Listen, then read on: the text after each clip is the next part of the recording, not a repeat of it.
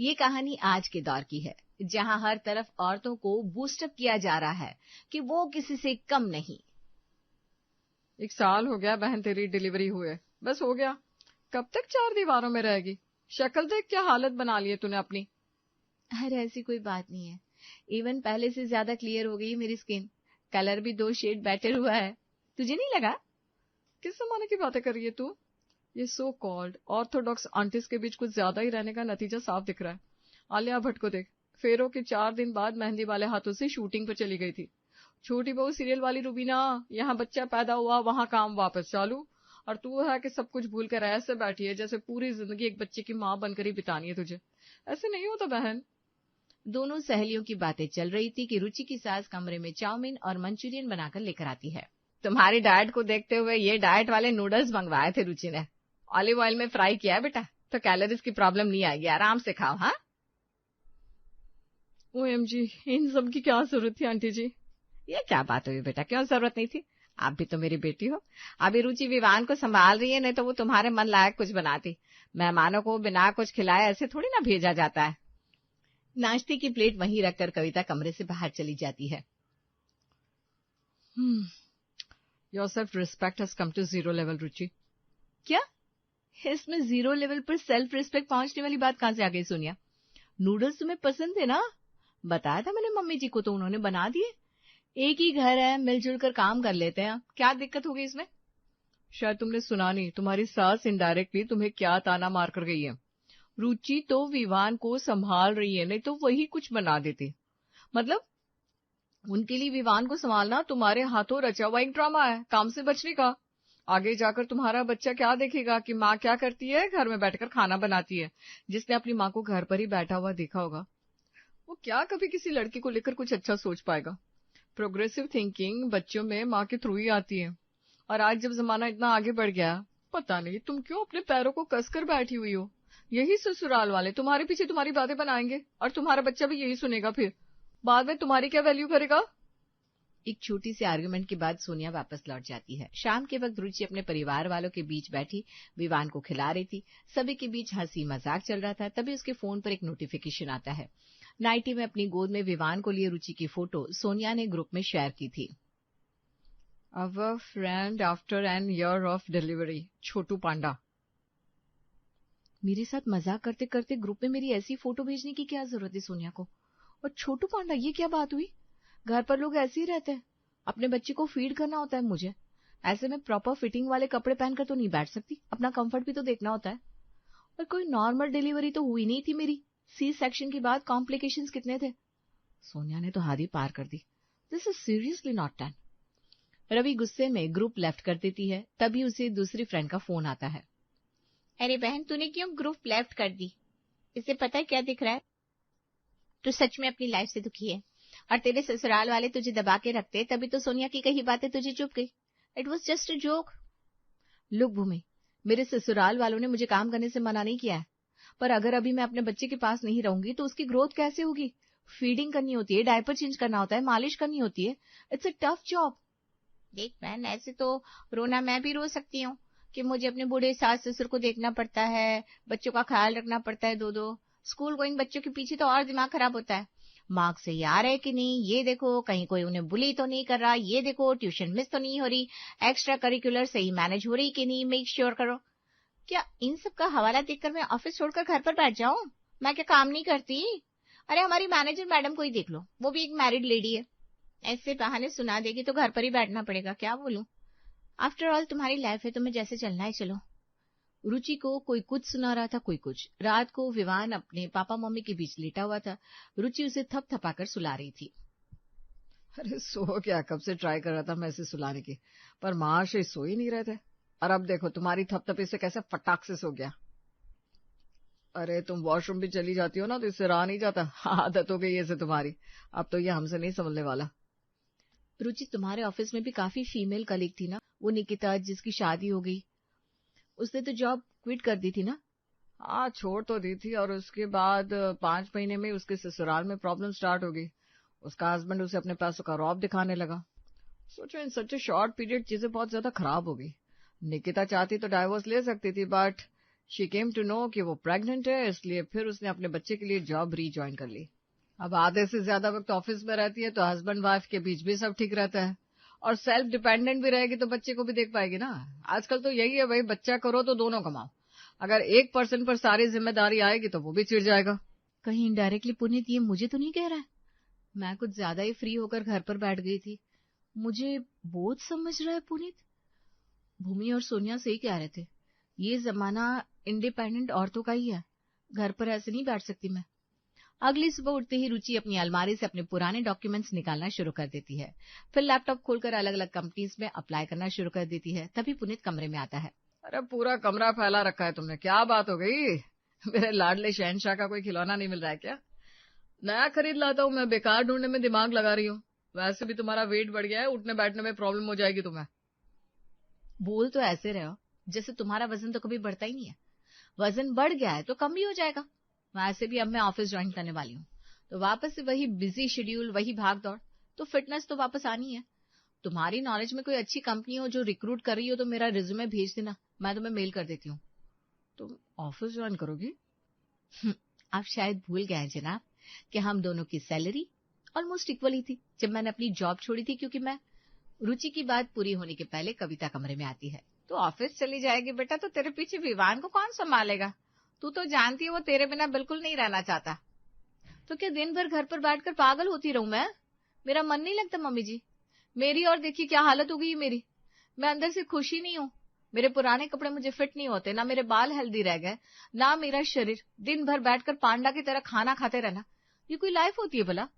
ना कोई मोटिवेशन, ना कुछ और विवान को पैदा मैंने अकेले ने तो नहीं किया था, इसमें आपकी बेटी का भी हाथ था, और आपको भी दादी बनना था, पापा जी को दादू, तो फिर पूरा घर मिलकर विवान को पाले ना।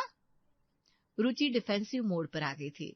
सोशली जो पैटर्न चल रहा था, ना चाहकर भी उसे खुद को इसमें फिट करना ही था, और विवान को छोड़कर रुचि ऑफिस ज्वाइन कर लेती है। पहला हफ्ता तो जोश जोश में निकल जाता है, पर उसके बाद शुरू होती है प्रॉब्लम्स। हाय मेरी कमर। What happened? आपके पास स्प्रे होगी क्या? मेरे बैक में स्प्रेन आ गई शायद, इतनी देर बैठने के कारण में भी। मैं अपेंडिक्स का ऑपरेशन करवा कर आ रही हूँ। No rest nothing. ऐसे फूल कुमारी बनना था तो घर पर रहना था ना रुचि आपको। आप जैसी औरतों के कारण हम इक्वालिटी गेन नहीं कर पा रहे हैं, हर चीज में बहाना। पूरे 1 साल के बाद रुचि ने काम शुरू किया था, तो कुछ दिन तो प्रॉब्लम होनी ही थी। रुचि चेयर से खड़ी होकर कभी एक शॉर्ट वॉक लेती, कभी पानी पीने के बहाने किचन तक जाती, कभी इधर होकर बैठना, कभी उधर। आज का दिन तो किसी तरह निकल जाता है। रात को ऑफिस से लौटते ही रुचि विमान से लिपट जाती है। ये क्या है मम्मी जी, एक बच्चा नहीं संभल रहा है पूरे घर से? आप ही कह रही थी ना बच्चा करो बच्चा करो। अब जब बच्चा हो गया, उसकी जिम्मेदारी आप पर आ गई है, तो आपसे तो संभाल ही नहीं जा रही। मतलब आप यही चाहती थी कि बच्चों के पीछे मैं अपनी जिंदगी बर्बाद कर दूं? आराम से बहू, ऐसे फिक्र करने की कोई बात नहीं है। जाती हुई ठंड है, अक्सर ऐसा होता है। और वैसे भी आज विवान दिन भर सोया है। बच्चा अगर ज्यादा सोता है तो शरीर गर्म हो जाता है, कोई बात नहीं। अपने बच्चे को गोद में लेकर रुचि कमरे में चली जाती है, और उसे दूध पिलाने के बाद खुद भी वहीं सो जाती है। कुछ देर बाद ऑफिस से लौटा पुनीत कमरे में कपड़े बदलने जाता है। अरे पुनीत, जरा बहू को भी साथ बाहर ले जा, उसने भी डिनर नहीं किया। अरे मम्मी, वो तो सो चुकी, थक गई होगी। एक काम करती हूँ, मैं उसका खाना निकाल कर बाहर ही छोड़ दूंगी। बीच में आंख खुली तो उसे कह देना खा ले। ऐसे भूखे रहने से शरीर में कमजोरी आ जाएगी। बच्चे को दूध पिलाती है वो। पहले सुबह रुचि का मन जरा भी उठने का नहीं कर रहा था। शरीर दर्द से टूट रहा था। वो किसी तरह उठती है और नहाने जाती है।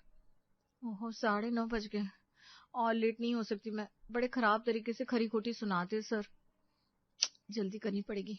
रुचि आज बिना लंच बॉक्स लिए ऑफिस चली जाती है। Just look at you now, कितने चेंजेस दिख रहे तुम्हें इन सच ए शॉर्ट पीरियड। चेंजेस?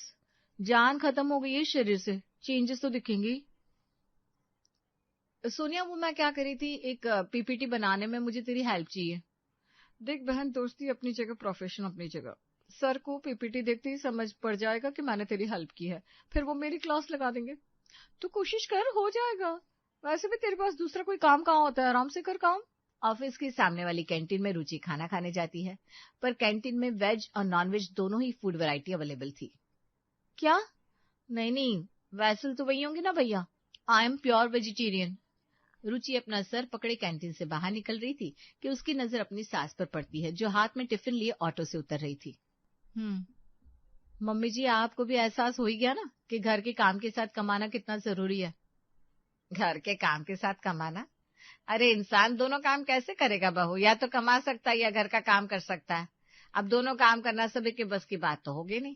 खैर, मैं तो यहाँ तुझे टिफिन देने आई थी। तेरे निकलने के बाद फ्रिज खोलकर देखा तो दाल वैसी की वैसी पड़ी थी। मतलब मैं समझी कि तुमने रात को खाना भी नहीं खाया होगा। सुबह हड़बड़ी में टिफिन भी नहीं ले जा पाई। भूख से तेरे सर में दर्द हो जाता है ना, तो सर दर्द की गोली और तेरा टिफिन दोनों लेकर आई हूँ। अब जल्दी से खा लेना बेटा। अपनी सास की आंखों में इतना प्यार देखकर रुचि उनके गले लग जाती है। ऐसे मैं कितनी मोटी हो रखी हूँ और आप चावल ले आई मम्मी जी। आपकी बेटी की और मेरी जोड़ी पता है फिर कैसी लगेगी?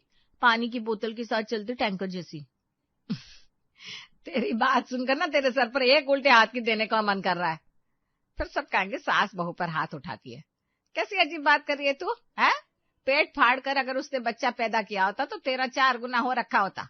ऊपर से चलना फिरना दुश्वार हो जाता है। सवाल, तू घर का कितना काम करती है, विवान का कितना काम करती है, और अभी तूने ऑफिस भी ज्वाइन किया है। इतना कुछ कर रही है, मजाक है क्या? तुझे खुद पर गर्व होना चाहिए। अपनी बहू की भर भर कर तारीफ कर कविता अपने घुटने को पकड़कर धीरे धीरे दरवाजे की ओर बढ़ जाती है। मम्मी जी के घुटनों की मालिश भी नहीं हो पा रही है सही से। कैसे चल रही है बेचारी। ऊपर से आज ऑटो से आना पड़ा मम्मी जी को। ये सब क्या कर रही हूँ? मैंने तो सोचा था कि मैं जब फैमिली बनाऊंगी तो मेरा मकसद अच्छी बहू अच्छी माँ बनना होगा, पर यहाँ तो मैं ना अच्छी बहू बन पा रही हूँ ना ही माँ। रुचि अपने ससुराल पहुंचती है, जहाँ उसके कुछ पड़ोसी उसके घर आए हुए थे। ये सब क्या हो रहा है यहाँ? पुनीत, बाहर डॉक्टर अंकल को जाते देखा मैंने। हाँ, वो पापा सही से दवाई नहीं ले रहे थे तो जरा बीपी ऊपर नीचे हो गई थी, पर अब टेंशन की कोई बात नहीं है। मम्मी ने सब हैंडल कर लिया। फट से मुझे कॉल कर लिया, फिर डॉक्टर को फोन मिला दिया। Mummy you are great. और मुझे किसी ने कुछ बताया भी नहीं। वो तो इत्तेफाक से आज मैं जल्दी आ गई, नहीं तो क्या होता। अगर मेरी बहू घर के साथ बाहर का काम मैनेज करने की कोशिश कर सकती है तो मैं भी तो थोड़ी बहुत चीजें मैनेज करने की कोशिश कर सकती हूँ। तो घबरा मत बहू, कुछ नहीं होता। ऐसे थोड़ी ना मैं कुछ हो जाएगा। रुचि फौरन कपड़े बदलकर किचन में जाती है, पर आज उसे अपनी रसोई अपनी नहीं लग रही थी। सब चीज अपनी जगह से अलग जगह पर थी, क्योंकि आजकल उसकी रसोई उसकी सास संभाल रही थी। किचन कभी इतना गंदा नहीं रहा। मुझे तो किचन बड़ा साफ सुथरा पसंद था। ये क्या बोल रही हूँ मैं? उफ़ो, इतना कंफ्यूजन। घर गृहस्थी की बात करो तो सभी ऑर्थोडॉक्स कह देते हैं, बाहर का काम करो तो मन बार बार घर के लोगों की ओर जाता है। रुचि किचन की अच्छे से सफाई करने के बाद चीजों को सही से सेटल करके रोटी बनाने की तैयारी में लग जाती है कि उसके फोन की घंटी बजती है। काम नहीं करना होता है तो तुम लोग गिड़गिड़ाकर नौकरी क्यों मांगते हो? मैंने कहा था फाइल 4 बजे तक सबमिट हो जानी चाहिए। It's already 7:30। सॉरी सर, वो मेरी सास की तबीयत जरा बिगड़ गई थी। नहीं, मेरा मतलब मेरे ससुर जी की। मतलब प्रॉपर एम्प्लॉय वाली हरकतें शुरू हो गई तुम्हारी। अभी 2 सेकंड में सास से ससुर जी बीमार हो गए, फिर कल हस्बैंड, फिर बच्चा। अब तुम्हारे पूरे परिवार का ठेका मैंने नहीं ले रखा रुचि। मेरे भी बच्चे हैं, मेरी बीवी से मेरा डिवोर्स हो रहा है, तो क्या मैं ऑफिस का काम करना बंद कर दूं? सर फोन रख देते हैं। कुछ समझ में नहीं आ रहा मुझे। ये बाकी औरतें बाहर का काम घर का काम कैसे मैनेज कर लेती हैं? कैसे लड़कियां इतनी इंडिपेंडेंट है? सब कुछ कैसे कर पाती है? वैसे मुझसे क्यों नहीं हो रहा है? ऑफिस के काम में जरा भी मन नहीं लगता। दिन भर मन विमान को ढूंढता रहता है। घर आती हूँ, जब विमान दिखता है तो उसे देखकर सारा गुस्सा पापा जी मम्मी जी पर निकल जाता है। फिर उनकी हालत देखकर खुद पर गुस्सा आता है कि मैं क्यों उनका ध्यान नहीं रख पा रही हूँ। बेचारा पुनीत, चावल बिल्कुल भी पसंद नहीं उसे, पर मम्मी जी से रोटियां बनती नहीं तो चावल खा लेता है। रुचि अपने कमरे में जाती है, जहाँ विवान बिस्तर पर बैठा था। दादी, दादी। रुचि फुट फुट कर रोने लगती है। वो पल जिसका उसे बेसब्री से इंतजार था, अपने बच्चे के मुंह से मम्मी मम्मी सुनने का, आज वो बच्चा दादी कह रहा था। रुचि सिसक सिसक कर रोने लगती है और विवान को अपने गले लगा लेती है। उसकी आवाज सुनकर सभी घर वाले कमरे में आते हैं। क्योंकि दुनिया में सभी बच्चियां इंडिपेंडेंट बनना चाह रही है, घर और बाहर दोनों संभाल रही है। इसका यह मतलब नहीं कि तू भी जबरदस्ती खुद के साथ ऐसा करेगी। पुनीत को देख ले, घर का काम तो नहीं करता वो। सबका शरीर एक जैसा नहीं होता। करने वाले तो कई लड़के घर पर खाना बनाकर खाकर काम पर जाते हैं। अगर तुझे अपने बच्चे के साथ हमारे साथ शांति मिलती है तो तू इस लाइफ को चुन सकती है बेटा।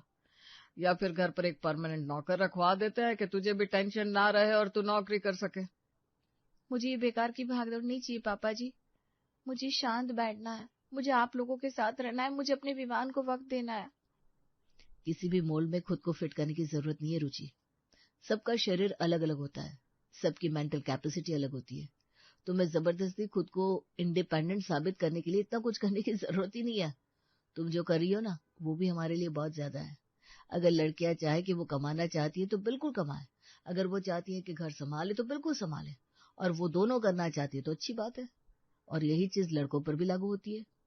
पुनीत की बात सुनकर रुचि के मन का सारा दुख बाहर निकल जाता है और वो पहले की तरह अपने घर को संभालना शुरू कर देती है। चरित्र और श्रुति की लव मैरिज होती है, जिस वजह से माया श्रुति को पसंद नहीं करती है।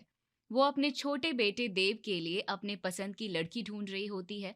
अपने देव के लिए मैं खुद लड़की चुनूंगी जो संस्कारी और सर्वगुण संपन्न होगी। श्रुति बहू तो संस्कारी भी है और घर के सारे कामकाज भी अच्छी तरह से करती है, तो क्या हुआ, वो है तो लव मैरिज ही ना। मैं अपने देव की अरेंज मैरिज करूंगी, अपने हाथों से बहू की आरती उतारूंगी और उसका गृह प्रवेश कराऊंगी। इधर माया देव के लिए लड़की देख रही होती है और उधर तन्वी के माता पिता भी उसके लिए लड़के की तलाश में होते हैं।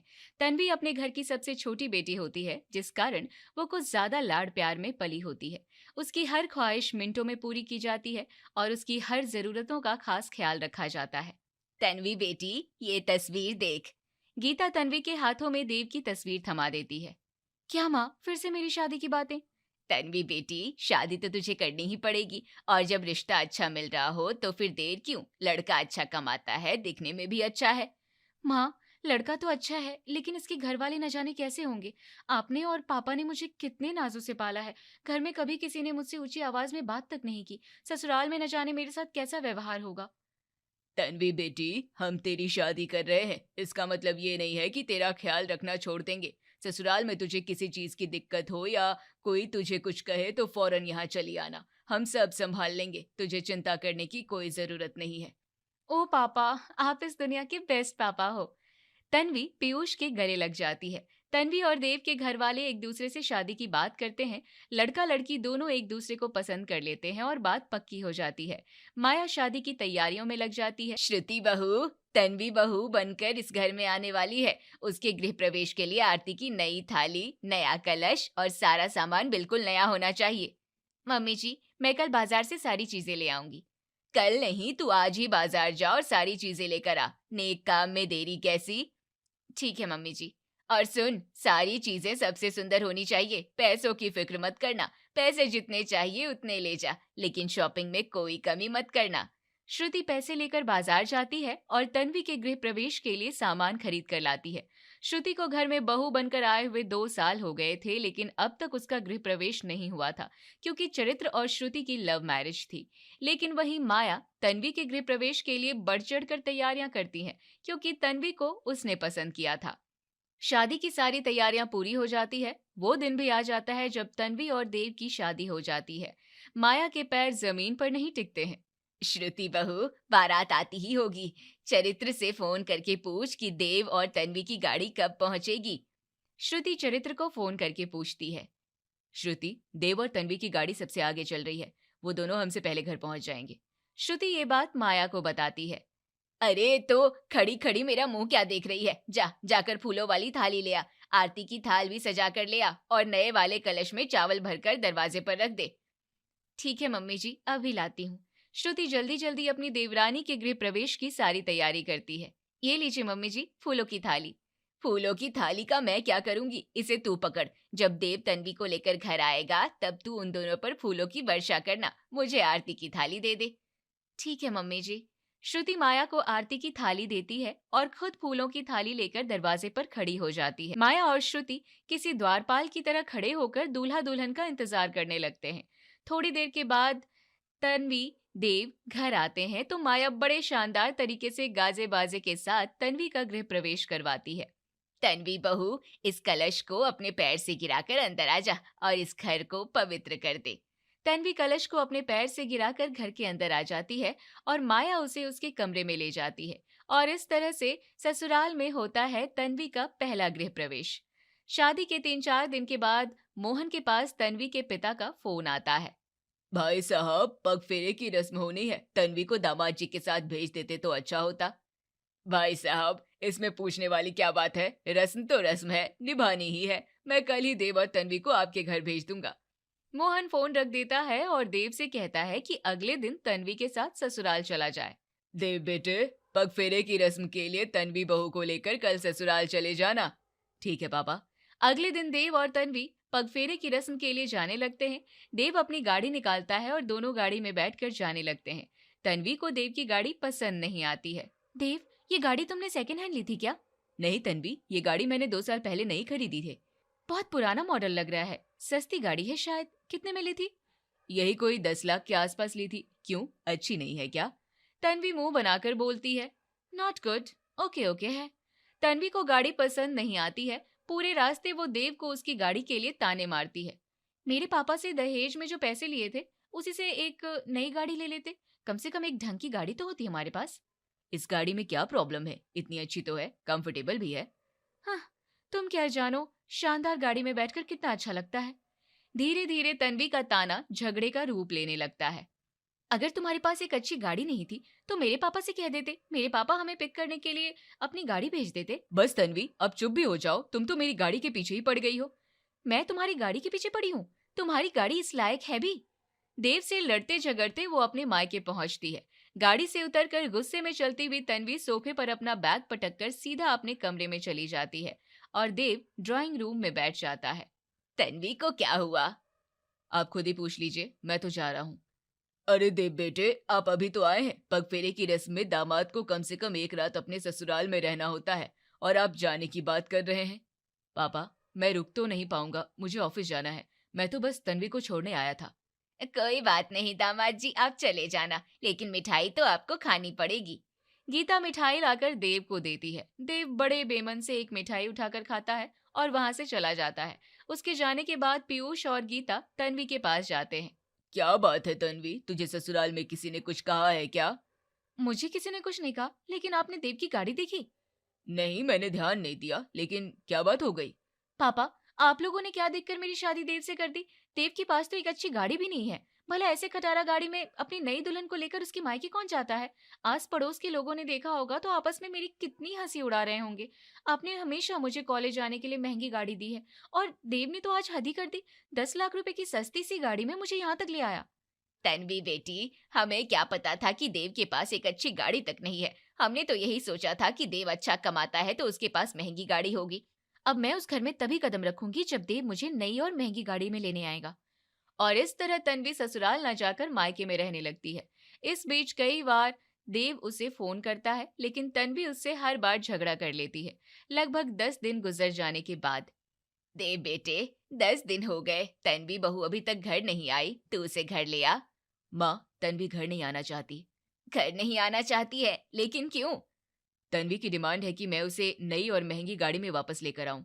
अब मुझे उसके लिए महंगी गाड़ी लेनी पड़ेगी, तभी वो घर आएगी। बेटे, तू उसके घर जाकर उसे प्यार से समझा ले, वो मान जाएगी। माया के कहने पर देव तन्वी के घर जाता है, लेकिन तन्वी अपनी जिद पर अड़ी रहती है। आखिरकार देव को अपनी पुरानी गाड़ी बेचकर महंगी गाड़ी लेनी पड़ती है। तब कहीं जाकर तन्वी ससुराल आती है। तन्वी हर छोटी छोटी बातों पर झगड़ा करके मायके जाने लगती है। एक दिन खाना बनाते वक्त तन्वी से दाल में नमक थोड़ा ज्यादा पड़ जाता है। खाना खाते वक्त माया तन्वी को टोकती है। तन्वी बहू, आज दाल तूने बनाई है? जी मम्मी जी, अच्छी नहीं बनी है क्या? बहुत अच्छी दाल बनी है, तूने तड़का भी बहुत अच्छा लगाया है। बस नमक थोड़ा कम डालती तो दाल का स्वाद और बढ़ जाता। बस माया की ये बात तन्वी को बहुत बुरी लग जाती है। वो गुस्से में माया से कहती है, मम्मी जी, आप सीधे सीधे क्यों नहीं कहती कि दाल अच्छी नहीं बनी है? घुमा फिराकर मेरे बनाए हुए खाने की बुराई करने की क्या जरूरत है? तन्वी बहू, ऐसी बात नहीं है, मैंने तो इसलिए बता दिया कि तू आगे से ध्यान रखे। आगे से मैं खाना बनाऊंगी तब ना। मायके में मैं एक गिलास पानी खुद से नहीं लेती थी। आप लोग यहाँ मुझसे घर के काम करवा रहे हो। मैं इस घर की नौकरानी नहीं हूँ। तन्वी, तुम मम्मी जी से किस तरह से बात कर रही हो? तो अब आप मुझे सिखाओगे कि मुझे किससे कैसे बात करनी है? तन्वी, तुम बेवजह छोटी सी बात का बतंगड़ बना रही हो। बात का बतंगड़ तो आप बना रही हो भाभी। आपको बीच में बोलने के लिए किसने कहा? शोरगुल सुनकर घर के सभी पुरुष अपने अपने कमरे से बाहर आ जाते हैं। तन्वी, तुम्हें बड़ों से बात करने की तमीज नहीं है? इस घर के लोगों को तमीज नहीं है कि घर की बहू से कैसे बात की जाती है। और इस तरह तन्वी घर में लड़ाई झगड़ा करके उसी वक्त अपने मायके चली जाती है। काफी दिन बीत जाने के बाद भी जब वो ससुराल नहीं आती है तो फिर देव को ही उसे मनाकर वापस लाना पड़ता है। जिद्दी और नक चढ़ी तन्वी का गुस्सा उसकी नाक पर रहता है। घर में मानो वो बस झगड़े का बहाना ढूंढती रहती हो। तन्वी का स्वभाव देखकर माया मन ही मन सोचती है कि इससे अच्छी तो श्रुति बहू है। भले ही लव मैरिज करके आई है लेकिन घर में सबकी इज्जत करती है और पूरे घर को संभाल रखा है। और एक दिन यही बात माया के मुंह से तन्वी के सामने निकल जाती है जब श्रुति घर के काम कर रही होती है और तन्वी सोफे पर बैठकर अपने नाखूनों पर नेल पेंट लगा रही होती है। तन्वी बहू, श्रुति बहू बेचारी अकेली घर के सारे काम करती रहती है, तू भी इसकी थोड़ी मदद कर दिया कर। क्यों मम्मी जी, आप मुझे इसलिए बहू बनाकर लाई थी कि मैं घर के सारे काम करूं? घर के काम के लिए आप नौकरानी रख लो। अगर आप लोगों के पास पैसे नहीं है तो मैं अपने पापा से कह दूंगी, वो इस घर में एक नौकरानी की तनख्वाह दे देंगे। ये तू कैसी बात कर रही है तन्वी बहू, हमें पैसे नहीं चाहिए। अगर तुम दोनों मिल बांट कर सारे काम कर लोगी तो क्या बिगड़ जाएगा। और अब तो ये तेरा भी घर है, अपने घर में काम करने से कोई नौकरानी थोड़े ही बन जाता है। मुझे मत सिखाओ मम्मी जी, मैं आपकी मीठी मीठी बातों में नहीं आने वाली। आपको मुझसे घर के काम करवाने थे तो शादी से पहले बताना चाहिए था, मैं शादी ही नहीं करती। तन्वी गुस्से में अपने कमरे में चली जाती है और देव को फोन करके उससे बहुत झगड़ा करती है। देखो देव, तुम्हारी मम्मी मुझे घर के काम करने के लिए कह रही है। तन्वी, पहले तो तुम बात करने का तरीका सीखो। वो सिर्फ मेरी ही मम्मी नहीं, तुम्हारी सासू माँ भी है। अच्छा, तो अब तुम मुझे बताओगे कि मेरा किससे क्या रिश्ता है? तुम लोगों से तो बात करना ही बेकार है। मैं तो तुम लोगों के साथ रहना भी नहीं चाहती। मेरी ही किस्मत फूटी थी कि मैंने तुमसे शादी कर ली। तन्वी, मेरी बात तो सुनो। तन्वी गुस्से में फोन काट देती है। तन्वी, तन्वी। फोन तो कट चुका होता है। तन्वी अपना सामान लेकर अपने मायके चली जाती है। मायके में, तन्वी बेटा, क्या बात है, फिर किसी ने कुछ कहा है क्या? मम्मी, मेरे ससुराल वाले बड़े बदतमीज हैं। मेरी सास मुझसे घर के काम करने के लिए कहती है। जेठानी यहाँ तक कि देव भी मुझे घर की नौकरानी बनाना चाहता है। कोई बात नहीं, तू यहीं रह, तुझे वहां जाने की कोई जरूरत नहीं है। मेरी बेटी से काम करवाएंगे, उन्हें शर्म नहीं आती? भला घर की बहू से काम कौन करवाता है? और इस तरह तन्वी फिर से अपने मायके में रहने लगती है। कई दिन गुजर जाते हैं। इस बार तो देव भी उसे मनाने के मूड में नहीं होता है, लेकिन माया का ही मन नहीं मानता है। देव बेटे, तन्वी बहू को गए हुए 1 महीने से ज्यादा हो गया है, तू उसे घर ले आ। माँ, तन्वी का हर बार का यही नाटक है। वो हर छोटी छोटी बात पर झगड़ा करती है और मायके जाकर बैठ जाती है। मैं उसे लेने नहीं जाऊंगा। देव बेटे, ऐसे नहीं होता, वो तेरी पत्नी है, ना समझ है अभी, तू उसे समझा ले और घर ले आ। ठीक है माँ। नहीं चाहते हुए भी देव को इस बार भी तन्वी के मायके जाना पड़ता है और उससे माफी मांगकर वो उसे घर लेकर आता है। ससुराल में कुछ दिन ठीक ठाक बीतते हैं। तन्वी कोई झगड़ा भी नहीं करती है। घर में सभी यही सोचते हैं कि तन्वी शायद अब सुधर गई है। इस बार तन्वी बहू के मन मिजाज में काफी बदलाव आ गया है। हाँ, अब लगता है वो कोई झगड़ा नहीं करेगी। शायद उसके माता पिता ने उसे समझाया होगा। तन्वी कोई झगड़ा न करे ये सोचकर कोई भी उससे कुछ नहीं कहता था। घर के सारे काम भी श्रुति अकेले ही करती थी, लेकिन फिर भी तन्वी अपनी आदत से बाज नहीं आती है और फिर एक दिन वो छोटी सी बात पर देव से झगड़ा कर लेती है। तन्वी, तुमने मेरी वॉलेट देखी है क्या? मैंने टेबल पर रखी थी, मिल नहीं रही है। देव, मैं आपको चोर लगती हूँ? ये तुम क्या कह रही हो तन्वी? मैंने तो सिर्फ इतना ही पूछा है कि तुमने मेरी वॉलेट देखी है क्या। इसमें चोर वाली बात कहाँ से आ गई? आपने मुझसे पूछा नहीं है, आपने मुझ पर शक किया है। आपने इनडायरेक्टली मुझे चोर कहा है। तन्वी, तुम्हारा दिमाग खराब हो गया है क्या? कुछ भी बोल रही हो। तो अब आप मुझे पागल साबित करना चाहते हैं? मुझे तो पहले से पता था कि आप मुझे पागल साबित करके मुझसे छुटकारा पाना चाहते हैं। तन्वी, ऐसी बात नहीं है। देव और तन्वी के बीच झगड़ा बढ़ता देख माया और मोहन बीच बचाव करने उनके कमरे में जाते हैं। तन्वी बहू, जाने देना, क्यों राही का पहाड़ बना रही है? ओह, तो आप लोग अपने बेटी का पक्ष लेने आ गए? हाँ, आपका बेटा है तो आप लोग इसी का पक्ष लोगे ना? मैं ही गलत हूँ। मैंने देव से शादी करके बहुत बड़ी गलती कर दी। देव इस बात को सहन नहीं कर पाता है। वो घर से बाहर चला जाता है। उसके जाने के बाद तन्वी माया से कहती है, मिल गई आपके कलेजे को ठंडक, यही चाहती थी ना आप? अब श्रुति भी तन्वी को समझाने के लिए आती है। तन्वी, ये तुम कैसी बातें कर रही हो? भला मम्मी जी ऐसा क्यों करेंगी? आप आग में घी डालने आ गई। आप सब मेरे दुश्मन हो, मैं सब समझती हूँ। तन्वी रोने का नाटक करने लगती है। घर का माहौल किसी कुरुक्षेत्र से कम नहीं लग रहा था। सब वहां से चले जाते हैं, जिसके बाद तन्वी फिर अपना सामान लेकर मायके पहुंच जाती है। दिन गुजरते हैं और महीने गुजरते हैं। लगभग 2 महीने हो जाते हैं। ना तो तन्वी खुद आती है, ना उसका कोई फोन आता है। देव बेटे, अब तन्वी बहू को घर ले आ, अब बहुत दिन हो गए, अड़ोसी पड़ोसी क्या कहते होंगे, पूरे मोहल्ले में हमारी थू थू हो जाएगी कि इनकी बहू तो घर में ही नहीं टिकती। लेकिन देव इस बार अड़ जाता है कि वो तन्वी को लाने नहीं जाएगा। पापा, चाहे कुछ भी हो जाए, तन्वी आए या ना आए, मैं तो उसे लाने नहीं जाऊंगा। लेकिन बेटे, हमारे घर की इज्जत। नहीं मम्मी, बस बहुत हो गया। बिना किसी गलती के मैं हर बार उससे माफी मांगता हूँ और उसे मनाता हूँ, लेकिन अब और नहीं। माया और मोहन समझ जाते हैं कि देव अब थक चुका है।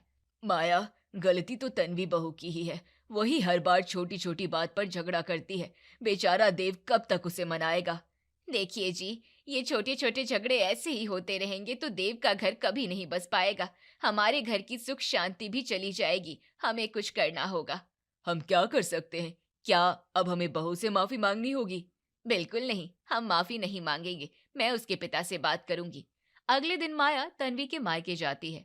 नमस्ते बहन जी, आइए बैठिए। नमस्ते भाई साहब, मैं आपसे बहुत जरूरी बात करने आई हूँ। पीयूष समझ जाता है। तन्वी के बारे में? हाँ भाई साहब, आप अपनी बेटी को थोड़ा समझाइए, इस तरह से घर परिवार नहीं चलता। तन्वी बहू हर छोटी छोटी बात को तूल देकर झगड़ा करती है और मायके चली आती है। जब तक आप उसे नहीं समझाएंगे वो बार बार यहाँ आती रहेगी। अगर उसे मायके में ही रखना था तो आपने उसकी शादी ही क्यों की? उसे हमेशा के लिए अपने पास रख लेते, मेरे बेटे की जिंदगी तो नहीं बर्बाद होती। माया थोड़े सख्त लहजे में पीयूष को समझाती है। अब फिक्र मत कीजिए बहन जी, मैं तन्वी को समझा दूंगा, वो आज ही ससुराल वापस चली जाएगी। ठीक है भाई साहब। अच्छा, अब मैं चलती हूँ। माया के चले जाने के बाद पीयूष तन्वी के कमरे में जाता है और उसे कहता है, तन्वी बेटी, देख अब तेरी शादी हो गई है, तू बार बार यहाँ मत आया कर। लेकिन पापा, आपने ही तो कहा था कि ससुराल में कोई कुछ कहे तो सीधा यहाँ चली आना, किसी की बातें बर्दाश्त मत करना। मैंने कहा था कि अगर तेरे साथ कुछ गलत हुआ तो तू यहाँ चली आना। मैंने ये नहीं कहा था कि छोटी छोटी बात पर तू झगड़ा कर ले और मायके आकर बैठी रहे। हमने देव से तेरी शादी की है और अब हर हाल में तुझे उसके साथ रिश्ता निभाना होगा। ससुराल में भी सबके साथ अच्छा व्यवहार करना होगा। अब तू सिर्फ एक बेटी नहीं बल्कि एक बहू भी है, तो तू अपने बहू होने का फर्ज निभा और अपने ससुराल जा। बेटी, रिश्ते निभाने के लिए जोड़े जाते हैं, तोड़ने के लिए नहीं। ससुराल ही लड़की का असली घर होता है और अब तुझे ससुराल में ही रहना होगा। पिता की सख्ती भरी सीख तन्वी के समझ में आ जाती है। इस बार वो बिना देव के मनाए खुद ही अपना सामान लेकर ससुराल चली जाती है।